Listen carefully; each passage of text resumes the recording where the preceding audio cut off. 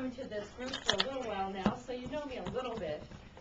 You know me as the girl that sneaks in about 5 minutes late, or that chats with you after the meeting. In listening to these different speeches over the last few weeks or months, the thing that comes to mind is a lot of the icebreakers for me are more statistics. They're name, rank, and serial number. They're who, what, and where without the why and how. And for me, I feel a little bit better connection with people when I understand why and how they do some of the things they do. So what I've done this morning is I'm going to give you my statistics, and then I'm going to give you 3 little stories about the whys and hows, just a few little stories of my life so that maybe you can get to know me a little bit better. So first off, Rebecca Owen. I've been in Silicon Valley or San Jose really since I was 6 years old. I'm 45 years old now. Been selling real estate for 20 years. I'm the oldest of 4, and Type A, and I'm here at 8 o'clock in the morning on a Saturday with the rest of you. My first story that I want to tell you a little bit about is, and it wasn't even really a choice, but becoming vegetarian. When I first became vegetarian, I was 13 years old, and I had a new stepmom. And we had been fast food and junk food and pizza and whatever was easy. And then all of a sudden we went from that transition into stir fry everything and macaroni and cheese. And at 13 years old, it seems like that's all we ate for the first year. After about the first 6 months, I started to be able to enjoy that transition, and I really did start to embrace it. And over the years, I've looked at that a few times. I've been married and divorced, and while I was married, I shifted back into the meat-eating part of it. And there's all these different reasons why people are vegetarian, whether it's the way the animals are treated, or the economy of the world, and that meat is not really an efficient way to fuel your body.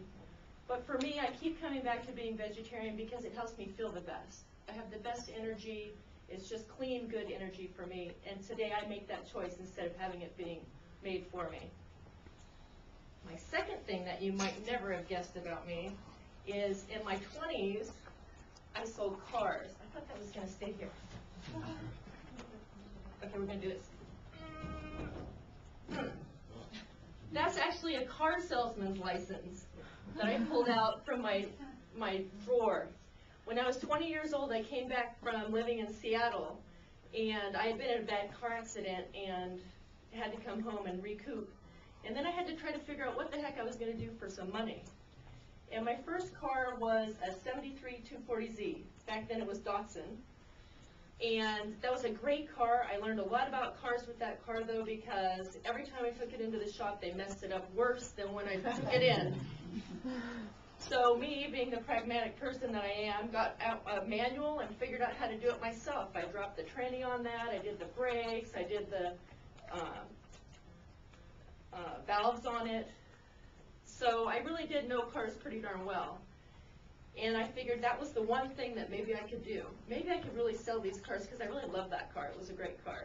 So my first job selling cars was selling, at the time it was Datsuns for Sunnyvale Datsun in Sunnyvale.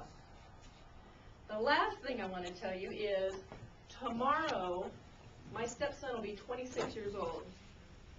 And that's a picture of us a million years ago. I started dating his dad when he was 2 years old and raised this kid. Taught him to read and write, taught him how to, all the basics, go to the bathroom and figure out who he was. And really watch this little boy grow and bloom with us. In the beginning, he was just with us on weekends or on the summer because his mom had custody of him. But then he had some behavioral problems, and basically in a weekend, she put him on a plane, and all of a sudden he was mine full time. And it was a lot of challenge, it was a lot of work, there's a lot of growth, but now he's kind of running amok down in LA. He doesn't talk to his dad a whole lot. I've kind of lost touch with him over the years, but that's always something that'll be in my heart, and I know that tomorrow he'll be 26 years old. So that's just 3 cute little stories about me. I have lots more, and I look forward to sharing them with you in the future.